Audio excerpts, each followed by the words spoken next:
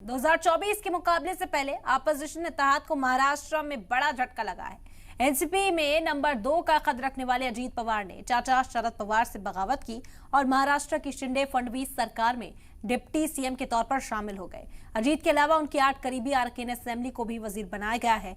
जराये के मुताबिक 53 में से करीब कई जो अरकान असेंबली हैं अजीत पवार के पाले में वो शिफ्ट हो सकते हैं। ऐसे में चाचा शरद पवार और एनसीपी में ये टूट बड़ा नुकसान माना जा रहा है। अजीत पवार अपने चाचा के साथ ही इतना बड़ा खेल कर देंगे ये किसी ने नहीं सोचा था, लेकिन शरद पवार के कई करीबियों को साथ लाकर अजीत पवार ने सियासत के जानकारों को भी चौंका दिया है। शरद पवार के करीबियों में शामिल छगन भुजबल, दिलीप वलसे पाटिल और हसन मुशर्रफ जैसे चेहरे शिंदे कैबिनेट का हिस्सा बने तो इस दौरान प्रफुल्ल पटेल की मौजूदगी हैरान कर गई। एनसीपी के इन 3 बड़े चेहरों की मोदी की हिमायत में आने की बात खासी चौंकाने वाली है, क्योंकि इन तीनों को एनसीपी का ग्रासरूट कारकुन माना जाता था। इन सबके बीच अजीत पवार ने बड़ी अहम बात कही।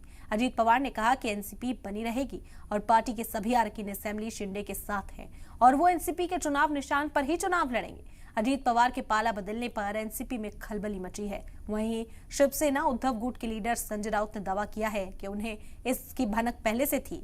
राउत से 2 कदम आगे बढ़कर ये पेशेनगोई कर गए कि सूबे को जल्द ही सीएम भी मिलेगा, जबकि कांग्रेस लीडर और कभी शरद पवार के बेहद करीबी रहे तारिक अनवर ने कहा कि एनसीपी छोड़कर जाने वाले ईडी के सताए लोग हैं।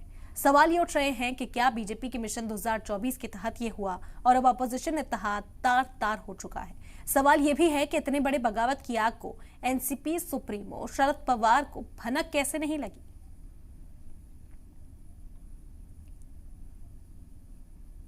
तो अजीत के 8 करीबी यहाँ पर वजीर बनाए गए हैं।